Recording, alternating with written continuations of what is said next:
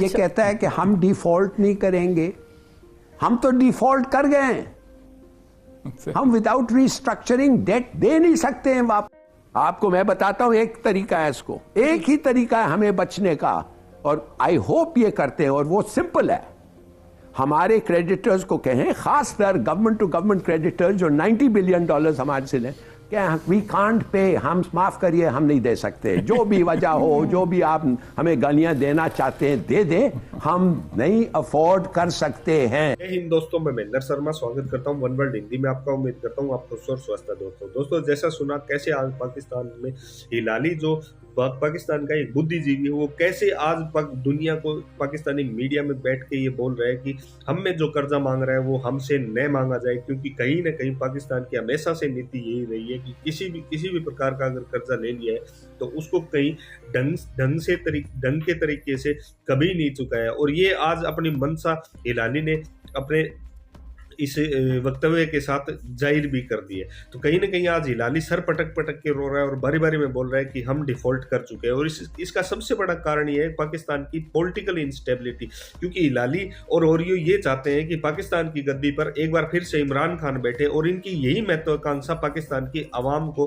कहीं ना कहीं नीचे गर्त में लेके जा रही है। जबकि पक्ष जो अभी सत्तारूढ़ पार्टी है वो भी कुछ अच्छा नहीं कर पा रही है पाकिस्तान के लिए, और पाकिस्तान के जो इकोनॉमिकल सिचुएशन है वो दिन ब दिन और बद से बदतर होते जा रहे हैं, और कोई भी पाकिस्तान का वाले वारिस स्थिति का नहीं बन रहा है।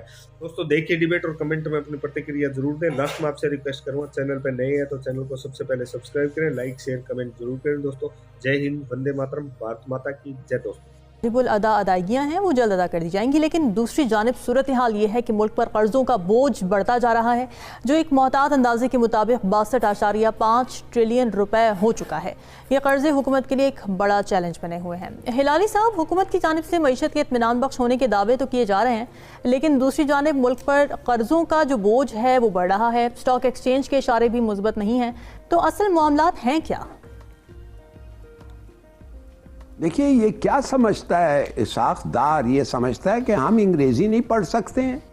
ये कहता है कि हम डिफॉल्ट नहीं करेंगे, हम तो डिफॉल्ट कर गए हैं। हम विदाउट रिस्ट्रक्चरिंग डेट दे नहीं सकते हैं वापस। क्या इसको पता नहीं है? क्यों ये कहता है रिस्ट्रक्चरिंग? इसके माने जो तुमने कर्ज लिया है नहीं दे सकते, यू आर डिफॉल्टेड टेक्निकली। अब आप जा रहे हैं, ढूंढ रहे हैं रिस्ट्रक्चर करो। देखिए, सीधी सादी बात है, और क्या करेगा? $1 लाख से ज्यादा आप किसी चीज को इंपोर्ट नहीं कर सकते थे 2-3 महीने तक।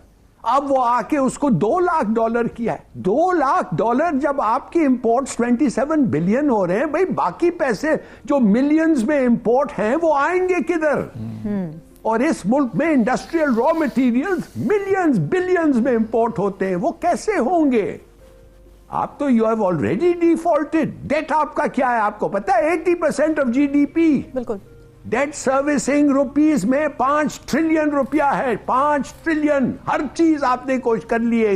ये क्या कहते हैं, you have tried everything, devaluation, high interest rate, failure to meet the tax target. क्या क्या क्या कर सकते हैं? और एक चीज और मैं आपको बताऊं जी, जो आप लोगों ने, हम लोगों ने इसको पता नहीं क्यों पब्लिसाइज नहीं करते। ये डॉलर क्यों महंगा हो गया है? ये डिवैल्यूएशन नहीं है, ये डॉलर इसलिए महंगा हुआ है कि जब अफगानिस्तान से अमेरिकन भागे, उन्होंने अफगानिस्तान में जितने पैसे आ रहे थे जब वो थे उधर, वो रुक गए। आपको पता है फिर क्या हुआ? अफगानिस्तान की डॉलर्स खत्म हो गए। 9 बिलियन तो उन्होंने पकड़ लिया, ट्रेजर वो इंपाउंड कर लिया उनके बैंक्स पे। 9 बिलियन अफगान डॉलर्स को अमेरिका रोका, और जितने $1 नहीं आने दिया अफगानिस्तान में। तो अफगानिस्तान के जो इंपोर्ट्स है डॉलर्स में, वो क्या हुआ? वो डॉलर्स पाकिस्तान से स्मगल होके गए हैं। अच्छा, इस मुल्क ने उनका इंपोर्ट को सब्सिडाइज किया। इसका मतलब ये कि एक ना एक दिन 40 मिलियन अफगान पाकिस्तान की रिस्पॉन्सिबिलिटी, और उनका खाना पीना पाकिस्तान का रिस्पॉन्सिबिलिटी बन गया। This is the reason. इसलिए आप डिफॉल्ट में हैं। आप बजट बनाना चाहते हैं, आपको पता नहीं आपके लोग कितने लोग हैं इस मुल्क में। सेंसस कोई नहीं मानता। आप बजट बनाना चाहते हैं, आपको पता नहीं कितना टैक्स कलेक्ट करना। 60% इकोनॉमी ब्लैक है यार। What are you trying to play at? आपको मैं बताता हूं एक तरीका है, इसको एक ही तरीका है हमें बचने का, और आई होप ये करते हैं, और वो सिंपल है। हमारे क्रेडिटर्स को कहें, खासकर गवर्नमेंट टू गवर्नमेंट क्रेडिटर्स जो $90 बिलियन हमारे से लें, क्या वी कांट पे, हम माफ करिए, हम नहीं दे सकते। जो भी वजह हो, जो भी आप हमें गालियां देना चाहते हैं दे दें, हम नहीं अफोर्ड कर सकते हैं। अब आप एक चीज करें, आप सबसे बेहतरीन दुनिया में एक फर्म को हायर करें और खुद अपना एक बंदा भेजें और उनको पूछें कि हम कितना दे सकते हैं आपको। फॉरगिवनेस ऑफ लोन अगर आप नहीं करना चाहते वो आपकी बात है, और कंसेशनल टर्म्स बढ़ाना नहीं चाहते, इंटरेस्ट नहीं कम करना चाहते, नो प्रॉब्लम, ये बिल्कुल आपका है। हम मान गए थे मगर हम नहीं दे सकते, हम मान गए थे, हमारा कसूर है, मगर आपको हम ये नहीं कहते करें, मगर सिर्फ और सिर्फ पता कर लें कि हम कितना दे सकते हैं, और उसके बाद मुल्क के पास आएं और कहें कि इस किस्म के लोग तुम्हारी इकोनॉमी चला रहे हैं और अब तुम लोगों को रैशनिंग होनी पड़ेगी, इंटरेस्ट रेट्स भी हाई होंगे, गैस और यूटिलिटी भी हाई होगा, और बेल्ट को भी कसना पड़ेगा। तैयार हो कि नहीं? ये है तरीका इस मुल्क के साथ चलना। ठीक है उरिया साहब, ये सवाल तो हो रहा है कि कर्जे अदा कैसे करेंगे, लेकिन एक अहम सवाल ये भी है कि ये कर्जे इतने बढ़े कैसे हैं, इनके पीछे क्या अवामिल थे, क्या लगता है आपको? नहीं, बढ़ने के ऊपर तो हम काफी सारी डिस्कस कर चुके हुए हैं कि हमने बुनियादी तौर पर हमने लिए कर्जे वर्ल्ड बैंक से 2.1% पे, एशियन बैंक से 1.9% पे, उससे हमने अपने यहाँ प्रोजेक्ट शुरू किए, बाकी 15% पे, 16% पे, और हमने उसकी जो है वो डेफिसिट सब्सिडी की, हमने किसने पे की। एक तो अली साहब ने बताया है कि बात बड़ी सही है कि जब आप रिस्ट्रक्चर करने के लिए कहते हैं तो बेसिकली डिफ़ॉल्ट होता है। डिफ़ॉल्ट यही होता है कि हम अदा नहीं कर सकते, आप हमारे साथ किस्तें कर लो, या हमें 10 साल की मोहलत दे दो, हमें 6 साल की मोहलत, फिर वो उस हिसाब से वो टर्म्स एंड कंडीशन के हिसाब से करते हैं। ये जो सागदार साहब कह रहे हैं ना, कम हमें रिस्ट्रक्चरिंग के लिए हमने कहा है, चाइना को भी कहा है, हमने पेरिस का, अमेरिका को कहा है तुम पेरिस क्लब को जाके कहो कि हमें रिस्ट्रक्चर करें, तो ये बेसिकली डिफ़ॉल्ट है। इसको कहें या ना कहें, दिवालिया अब तो आप हो चुके हुए किस्म का। एक और तरीका भी है, अच्छा। और उस तरीके पे मैं गुज़िश्ता तकरीबन 3-4 साल से लिख रहा हूं, और वो तरीका है कि जो लैटिन अमेरिका के ममालिक ने इख्तियार किया। देखिए, ब्रसल्स में एक बहुत बड़ी तंजीम बनी है, उसका नाम है committee for the abolition of illegitimate debt. इस कमेटी का सरबराह है एरिक टुसान।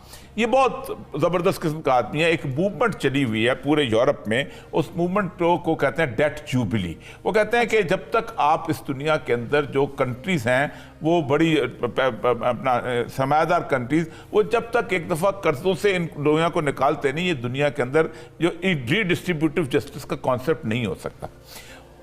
तो 2016 के अंदर एक शख्स जो था वहाँ इलेक्शन जीत गया एक्वाडोर के अंदर। अच्छा। उसका नाम था राल्फ कोरिया। ठीक है। उस बंदे ने इस एरिक टुसान से मुतासिर था, बहुत ठीक ठाक। उसने एरिक टुसान को बुलाया वहां पर, और उसने एक डेफिनेशन की डेट की, और डेफिनेशन ये थी कि the debt which has been accrued for the benefit of the few is illegitimate.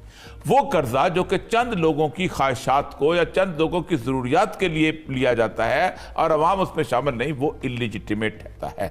और उसके साथ ही उसने जाके फाइनेंस डिपार्टमेंट के अंदर IMF के दरवाजे पर लगाया ताला, चाबी डाली जेब में, कान से पकड़ के उनको बाहर निकाल दिया और ऑडिट शुरू किया। अच्छा। 11 महीने जो था एरिक टुसान की वह पूरी टीम ब्रसल से आई।